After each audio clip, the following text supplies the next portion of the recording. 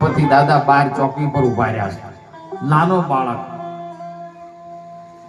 અને સાહેબ સમય બન્યો, નારદજી વીણા વગાડતા વગાડતા વગાડતા દ્રશ્ય જોયું છે.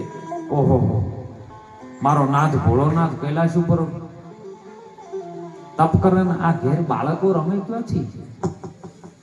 જો હળિયો કરવા વાળા ઈ ટેમે હતા ને ત્યારે છે. નારદ હળિયું જ કરતા ગયો તો બીજું કોઈ કરતા. અત્યારે ભજનમાં આવતા હોય તો ઘણા હળિયું કરતા હોય. આન ખબર પડી, નારદજીએ જૈન ભગવાન ભોળાનાથને વાત કરી, પ્રભુ તમે હોય જન્મ અને ઘરે આવડાવડા બાળકો રમે વિજયો લઈને આ અહીંયા ચોથી પેલા તપમાંથી જાજા ફટલે ઘણી વારમાં ભૂલી ગયા કે આ મેં જ આપેલું હતું. અમર મંત્ર, બીજ મંત્ર જેને આપેલો હતો સાહેબ, કેવી રીતનો છે હો, સિદ્ધાંત સાથે સમજજો સાહેબ.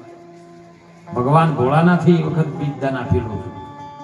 માં પાર્વતીને કીધું તો હું તપમાં ગમે ટાઈમે જતો રહું અને હજારો વર્ષ હોય તો મારું તપ ના ખોલાય. કારણ કે કબીર કી કથણી ભલી ભલો ગુરખ કો જ્ઞાન દત્તા દેખી રેણી ભલી અને ભલો શિવજી કો ધ્યાન. શિવ જ્યારે જન્મ બેહે ને તો કરોડો વર્ષો વીતી જાય તો એને ખબર ના હોય સાહેબ. એવો ભગવાન ભોળ્યો નાથ. સમય બની ગયો, ઓખ ઉઘડી ખબર ન રહી કે આ બીજ મેં જ આપેલું છે. માં પાર્વતીને આપીને ગયા હતા કે લે તને એકલવાયુ લાગે ને તો આ બીજથી તું સજીવન મંત્રથી આ સાહેબ ઓની અંદર બાળક પેદા કરી શકીશ. માં પાર્વતીના બીજ આપેલું. સમય બન્યો ને પાર્વતીને એટલું આપણે નહીં કહેતા, અંગડા તણો મારે મેલ ઉતાર્યો અને તેનો ઘડાયો ગણેશ રે. અંગ તણો મેલ ઉતાર્યો. માં પાર્વતી જીલન જીલે નારી નવલા વેશ. અંગ તણો જેને મેલ ઉતાર્યો ને એનો ઘડ્યો. વિચારવા જેવી બાબત છે હો. નાવા માટે બેઠા હોય અને શરીર ઉપરનો બધો મેલ ઉતારીને એમાંથી કોઈ ગણપતિ પેદા થાય ખરો? હે તો કથા એમાં વાપર્યું ને આપણે તાળીઓ પાડીને હરી હરી કર્યું સાહેબ. હે કેવી રીતનું માં જયારે નાવણ માટે આવે હો, નાવણ માટે માં પાર્વતી જીલણ જીલી નાવણવા માટે બેઠી. જયારે ધર્મમાં આવે ચોખ્ખું આવશે હો વાતો. ધર્મમાં આવે ને એટલે નાવાય અને નાયા પછી જે અંગનો મેલ ઉતરે એ મેલ ઉતર્યા પછી એની અંદર બીજ ભગવાન ભોળાનાથે આપ્યું હતું. ઈ માં પાર્વતીએ પ્રગટ કરીને એમાંથી ગણપતિ બનાવ્યો તો સાહેબ, એમાંથી દીકરો પ્રગટ કર્યો હતો. અને અત્યારે એવું નહીં આવ્યું બોલો, હજારો વર્ષ પહેલા હતું, અત્યારે બોલો છે કે નહીં આવ્યું? હોસ્પિટલ ની અંદર થાય, ડોક્ટર ને પૂછજો સાહેબ, મારા ડોક્ટર સાહેબ બેઠા છે. બીજ થી સાહેબ ઉત્પત્તિ થાય એવું બીજ ભગવાન ભોળાનાથે આપેલો ને પાર્વતીએ ગણેશ પેદા કર્યો. પણ આરી વાત જાજા જાગવા જ્યાં ભૂલી ગયા ઘડી વારમાં. વિષ્ણુ મેઘલા વિષ્ણુ દબાયા ગણપતિએ, કારણ કે શિવનું બાળક હતું સાહેબ. જેવું તેવું ઓછું હોય. બ્રહ્મા મેઘલા બ્રહ્મા નહીં દબાયા, કોઈ ના રહ્યો ગોઠે નહીં. ભગવાન ભોળોનાથ ઉભા થઈને આયા છે. મને અંદર જવાય દે. જો આજ્ઞાકારી પુત્ર કે મારી માની આજ્ઞા છે, કોઈ પણ પર પુરુષ અંદર દાખલ થવો જોવે. એટલે હું તારો બાપ છું. જે તારા અંદર જે બેઠી નાવે છે ને એ મારી ઘરવાળી છે કે હું ઓળખતો અને હું ન જવા દઉં. એમાં રકાચકી થી છે સાહેબ જબર. ભગવાન ભોળાનાથ ને ક્રોધ પડ્યો છે સાહેબ. ત્રિશૂળ પાશુપાત અસ્ત્ર જેની પાસે છે, ત્રિશૂળ. અરે ત્રિવેણી ના એ ઘાટે રે સુરતા જેની લેરા લેશે એવું ત્રિશૂળ. અરે નાભીનું આવે, હૃદયનું આવે ને આ ચોટીનું આવે, ત્રણનું એક થાય એનું નામ ત્રિશૂળ. અને માર્યું છે ગણપતિનું મસ્તક સાહેબ તરથી જુદું પડી ગયું, પડ્યું છે. પોકાર કરતા કરતા કરતા માના કોની અવાજ સાંભળ્યો, કંઈક થયું બનાવ. માં દોડીને બહાર આવી છે માં પાર્વતી, અને જોયું છે તો ગણપતિનું મસ્તક એક બાજુ છે, ગણપતિનું ધડ એક બાજુ છે. અમે જોયું ભગવાન ભોળાનાથ ઉભો છે. અરે અરે ભોળાનાથ શું કર્યું? આ બાળક આપણો હતો તમે ન ઓળખી શક્યા? ત્યારે ભોળાનાથ કહેશે કે આ મારે આવી વાતો રચક ખેંચી મને સહન થયું. ઓનો સિદ્ધાંત અલગ છે હો. તો કે ગમે કરો, કારણ કે માં છે ને દીકરા માટે ગમે કરી શકે. માં કે મારા દીકરાને હાલ સજીવન કરો, નહીતર આ પૃથ્વીમાં કોઈ ન રાખો. એ વખતમાં જોગમાએ મહાકાળીનું સ્વરૂપ ધારણ કર્યું હતું. અને મહાકાળી ક્રોધાયમાન થઈ ને ત્યારે સાહેબ ભગવાન ભોળાનાથ જેવા ધ્રુજી ગયા. જો પ્રકૃતિ કદાચ ક્રોધાયમાન થાય ને, હાલ વરસાદ આવે ને પ્રકૃતિ ખાલી પવન અને પાણી બે ભેળું થાય ને તોય રમણ ભમણ કેટલાના પત્ર ના રાખે. અને આ તો પોચે પ્રકૃતિ ભેળી થઈને સાહેબ વિરાટ સ્વરૂપ ધારણ કરે તો આ જગતમાં રાખે શું પ્રકૃતિનું? એટલે ભગવાન ભોળાનાથ કે હું સાચું કરું, તમે આ ક્રોધને શાંત કરો. અને એ વખત કીધું છે કે આ ત્રિશૂળથી જે મારેલું છે ને એ હજીવન પાછું થાય નહીં, અને આનું આ મસ્તક ન છૂટે. હવે તમે વિચાર કરજો હો, જેની કથાઓ સાંભળી હોય એને, આ મસ્તક ધરથી જુદું થઈ જાય તો ગણપતિ દાદા આપણા જેવા જ હતા.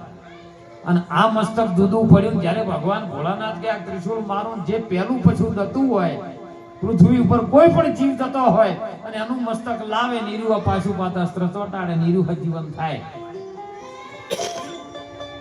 ત્રિશૂળ માર્યું, હાથી જતો હતો, હાથીનું મસ્તક લઈને એના પર ચોટાડ્યું. આવડી વાડી પર બોલો એ કોઈ ટોકાના લીધા ડાયરેક્ટ આવડી વાડી પર આવડું મોટું ચોથી ફીટ થાય કોણ? હે, માણસના શરીર ઉપર આપણી એક ઓગળી કપાઈ જાય અને ઈ કદાચ ફરી પાછી જોડવી હોય ને તો ડોક્ટર એની ખોડ રહી જાય સાહેબ. તો આવડા શરીર ઉપર આવડું મોટું હાથીનું મસ્તક કેવી રીતનું ફિટ કર્યું વિચારો તો ખરી.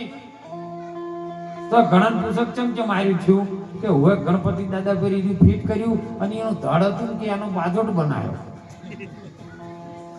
આ બને ખરું?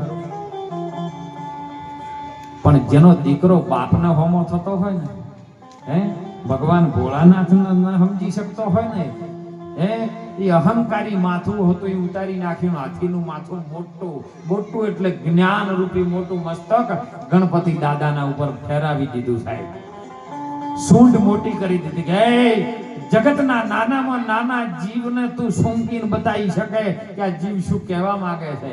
જગતની તમામ નિંદા ખુજલી કોઈ પણ વાત હોય તો તારા પેટમાં હમાવી શકે એવું વિશાળ પેટ આપી દીધું જ્ઞાન રૂપી. કોણ મોટા વાલ્યા, કોકની નિંદાઓ આપણા કોણ હોતી ન આવવી જોઈએ. અને નિંદા કરો તો કરજો, હું તો કહું એને આયુષ્ય વધારે આલજો. કારણ કે એ નિંદામણ નહીં કરે તો આપણું ચોખ્ખું નહીં થાય. તમારે ખેતરમાં એરંડા કે કપાસ કે બધું રાખ્યું પણ એમાં નિંદામણ કરે તો ચોખ્ખું થાય. એમ જો તમારી નિંદા નહીં થાય તો સમજો ભક્તિ એ નહીં થાય, કરવા દો. અને એવું મસ્તક ગણપતિ દાદાને આપ્યું, માથે હાથ મૂક્યો, ત્રિલોકનો સ્વામી થઈ ગયો સાહેબ. હવ પેલા એની પૂજા કેમ ત્રણે ગુણોનો પતિ બનીને બેહી ગયો, ગુણાતીત થઈ ગયો સાહેબ. જેને ભગવાન ભોળોનાથ શિવ રાજી થયો હોય અને ઈ જો કદાચ આશીર્વાદ આલે ને તો એની ગોમડે કેમ પૂજાઓ ન થાય? હે, એવા દીકરાઓના સંસ્કાર પાડજો કે જો આવી રીતનું કરજો. ઈ જ સમજાયું આપણને કે તમે મસ્તક મોટું રાખો. મોટું મસ્તક ગુરુનું છે, જ્ઞાનનું છે. એના ઉપર બીજું કોઈ મસ્તક ચડાય એવું નથી. હસ્તી એટલે મોટ શરીર કહેવાય. હસ્તી, આ શરીરને હસ્તી કહેવામાં આવે. અને એ શરીર એ તમે નથી. શરીરને ચલાવવા વાળા તમે કઈક ગુણાતીત અવિનાશી પદ આત્મા તમે જુદા છો. એ ન હોય તો શરીરનું કોઈ ઠેકાણું રહેવું નથી. એટલે ખૂબ જાગૃત કરજો. ગુરુના ચરણે જઈને વાતને ઘણી સમજજો સાહેબ. આ ભગવાન આવી સંતોએ રચનાઓ કરી છે, હે, અને એટલે મહાપુરુષો આપણને જગાડી રહ્યા છે કે આ જગતમાં આ જીવ આવ્યો છે ને તો જાગી છે. શું આવ્યું છે? આ પાંચ ભૂતોનું શરીર આવ્યું છે ને એમાં જીવ મોય માયામાં બંધાઈ અને આવ્યો છે. ગર્ભવાસમાં હતો, માના ગર્ભમાં હતો, અને અહીંયાથી બોલ કરીને છૂટો છો, આવ્યો બહાર, જન્મ લીધો, જગતમાં આવીને તે શું કર્યું કેટલું તે પાપ ને પુણ્યનું ભાથું ભર્યું. યાદ રાખજો, આ પ્રશ્ન તમને પ્રભુ જ્યારે પૂછશે ને તેથી જવાબ આપવો પડશે પ્રભુના દરબારમાં. તેથી કાંટાની માફક ખૂંચશે. હાલ બધા ભલે જલસા કરો સાહેબ, ના નથી, પણ તમારા મા બાપની તો સેવા નહીં કરી. અન હોયથી ધોળતા અંબાજી જ્યાં પાવાગઢ જ્યાં ને તો એ અનાદિકાળની બેઠેલી છે. એને ખબર છે કાર્યો એની માને રોટલો નથી આવતો, નો આવ્યો છે ને ઓને પાછો નથી જવા દેવો. અને તમે જોજો ઇતિહાસમાં જોજો વધારે એક્સિડન્ટ થાય ને એ દર્શન કરીને વળતા આવતા એને જ થાય છે. કે જાત્રા કરીને આવતા તો આખી લશ્કરી જઈ ચામ ઘરની ઉંબરા વાળીને રોટલો નથી આવ્યો, ડુંગરા વાળીને પેડા ચડાવવા નીકળ્યો. હે મને હમણાં વાત મળી કે બાપુ આ વખતે રણુજામાં પોકરણમાં એટલો 100 વર્ષનો રેકોર્ડ તૂટ્યો છે. મેં કીધું તમે તપાસ કરજો, આટલું રણુજા જાતું હોય તો રણુજા ભગવાન રામદેવ પીર નિજિયા ધર્મનો બાદશાહ સાહેબ એને ભજન કર્યું ને, નિજાર ધર્મને ઉજાગર કર્યો. પાછો સમય બન્યો, સર્વેને ભેળા કરી સાહેબ જેને ડાલીભાઈને બોધ આપ્યો, અરજી પાટીને બોધ આપ્યો અને ઉપદેશ એવો આપ્યો ને, સમાનતા એક જ, હર કોઈ નાતી જ્ઞાતિ બધા હોય અને એક સમાન ગણી જેને પોતાના સ્વરૂપમાં લઈ જવા વાળો એ ભગવાન રામદેવ પીર એ ભક્તિનો માર્ગીય છે. અને તમે જુઓ એટલા બધા જોય કરોડો મોણે એ ભેળું થયું તો ભજનમાં ચમ નથી આવતું આટલું બધું? હે એટલું તો રણુજાના માર્ગે જતું હોય તો ભજનમાં ચમ નહીં? ખબર છે કે રાજસ્થાનમાં કોટડીયા હાવ ખુલ્લેઆમ મળે છે, એ એમાં જ હોય થઈ ગયા. નકર ભક્તિ તો ભરી જાય ને તો મહાપુરુષો કે જાગૃત થઈ જાય, માણસ એનો પરિવાર બચી જાય સાહેબ. અને પરિવાર બચશે તો ધર્મ બચશે, નકર નહીં બચે.